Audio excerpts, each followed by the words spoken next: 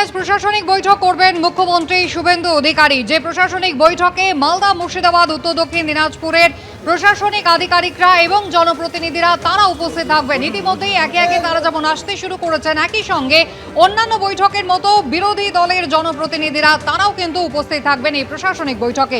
সরাসরি আপনাদের একবার নিয়ে যাব মালদায়। আমাদের প্রতিনিধি অর্ণব মুখোপাধ্যায় রয়েছেন আমাদের সঙ্গে।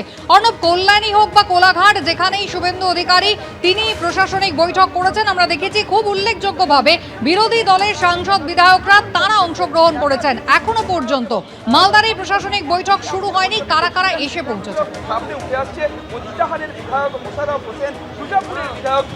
দেখো, এই মুহূর্তে আমরা রয়েছি মালদা কলেজ অডিটোরিয়ামে। তোমাকে দেখিয়ে দেবো যে ইতিমধ্যেই প্রায় অধিকাংশ যারা যোগ দেওয়ার জন্য জনপ্রতিনিধিরা তারা এসে পৌঁছেছেন। তোমাকে প্রথমেই একটা গুরুত্বপূর্ণ কথা বলে রাখি যে তৃণমূলের যে সমস্ত বিধায়করা এসছেন তারা স্পষ্ট করে জানিয়েছেন যে এই মুহূর্তে তাদের যিনি বিরোধী দলনেতা রয়েছেন ঋতব্রত বন্দ্যোপাধ্যায় তাদেরকে ফোন করেছিলেন, তাদেরকে নির্দেশ দিয়েছেন যে মুখ্যমন্ত্রী শুভেন্দু অধিকারীর এই প্রশাসনিক বৈঠকে যোগ দেওয়ার জন্য। আর একবার বলি যে ঋতব্রত বন্দ্যোপাধ্যায় তিনি নির্দেশ দিয়েছেন যে সমস্ত তৃণমূলের যারা বিধায়ক রয়েছেন তাদেরকে মুখ্যমন্ত্রী শুভেন্দু অধিকারীর এই প্রশাসনিক বৈঠকে যোগ দেওয়ার জন্য।